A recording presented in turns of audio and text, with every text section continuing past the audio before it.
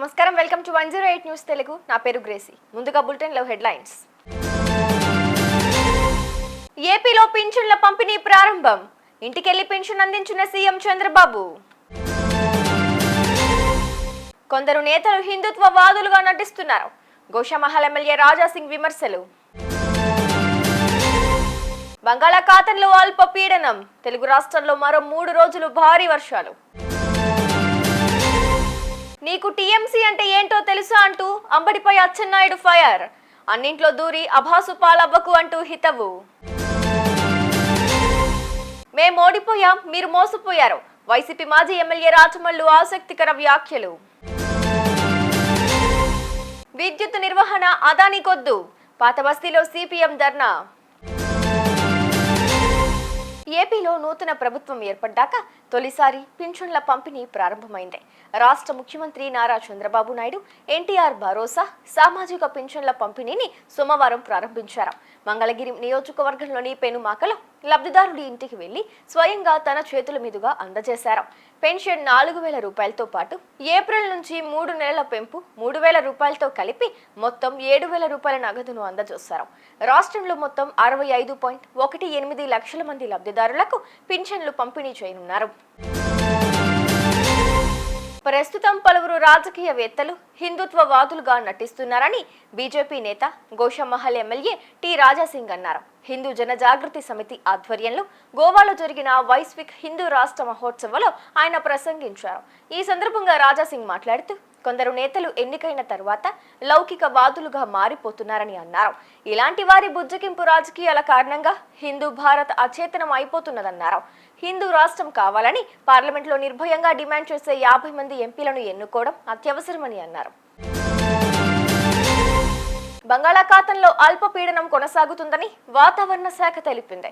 ఉత్తర ఒడిషా, పశ్చిమ బెంగాల్ తీరాలకు ఆనుకుని ఉపరితల ఆవర్తనం సముద్ర మట్టానికి 7.6 కిలోమీటర్ల ఎత్తులో నైరుతి దిశగా కొనసాగుతుందని పేర్కొంది.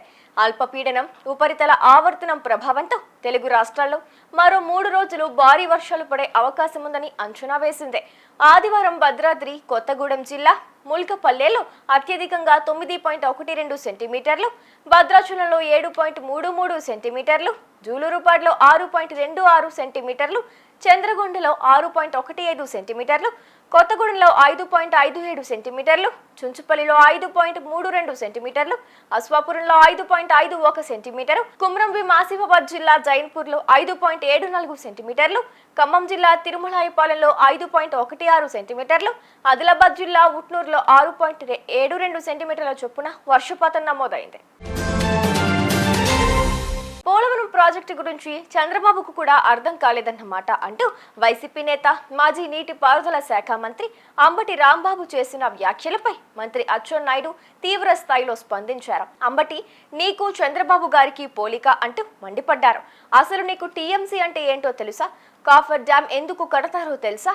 కాఫర్ డ్యాం ఉపయోగం తెలుసా? నిర్మాణ పనులు పూర్తయ్యే వరకు నదీ ప్రవాహాన్ని మళ్లించడానికి కాఫర్ డ్యాం కడతారు. నదీ ప్రవాహం మళ్లింపునకు కాఫర్ డ్యాం ఒక్కటే పరిష్కారం కాదని, కాఫర్ డ్యాం లేకుండా పోలవరం కడుతామని కేంద్రం చెప్పిన విషయాన్ని చంద్రబాబు గారు చెప్పారు అంటూ అచ్చెన్నాయుడు స్పష్టం చేశారు. అయినా ఇది నీ సబ్జెక్టు కాదు, నీకు తెలిసిన విద్యలు వేరే ఉన్నాయి.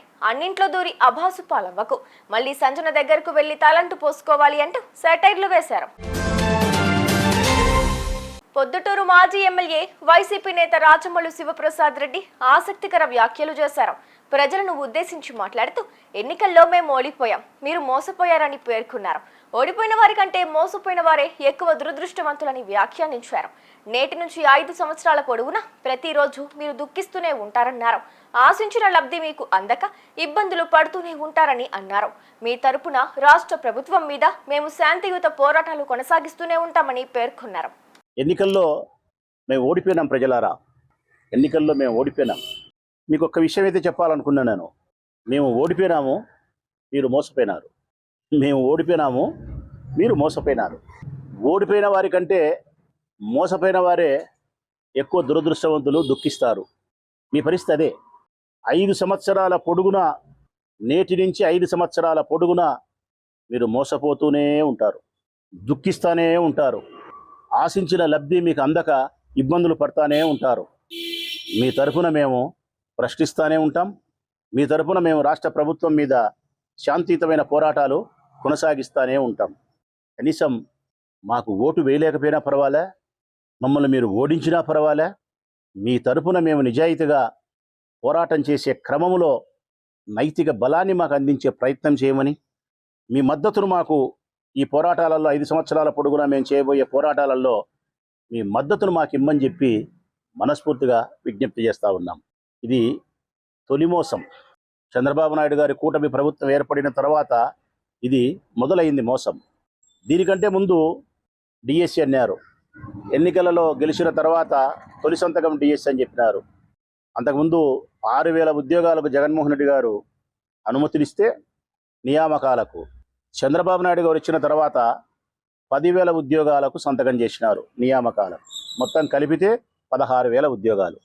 ఈ రాష్ట్రంలో ఉపాధ్యాయ ఉద్యోగ నియామకాలు 50,000 చేయాల్సింది.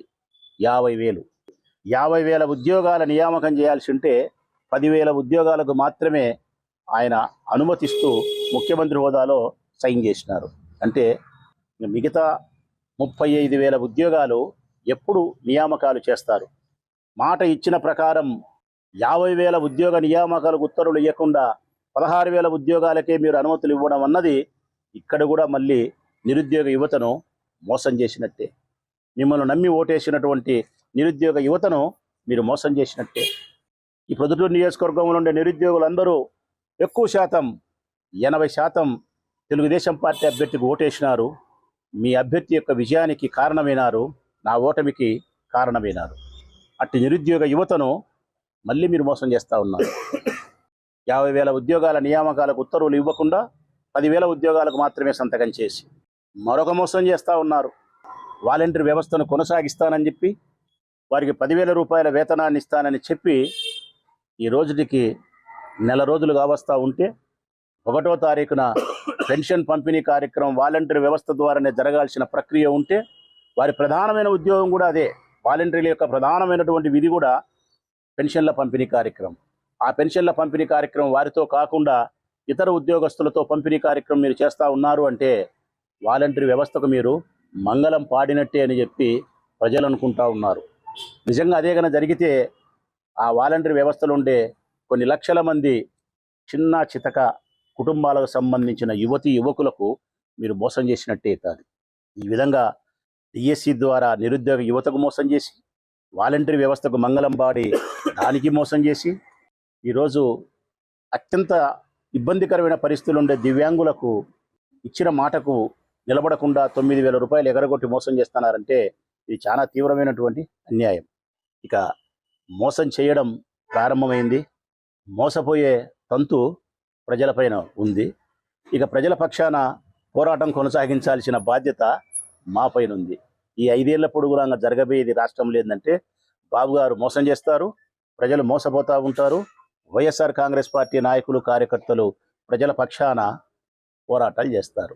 ఇదే ఇక జరగబోయేది. దయచేసి నేను ప్రజలను అభ్యర్థిస్తూ ఉన్నా, మేము ఓడిపోయినాము, మీరు మోసపోయినారు. కనీసం మోసపోయిన మిమ్మలను గెలిపించడానికి మేము చేసే ప్రయత్నంలో పోరాటాల్లో మాకు అండగా నిలబడమని చెప్పి ప్రజలకు విజ్ఞప్తి చేస్తూ,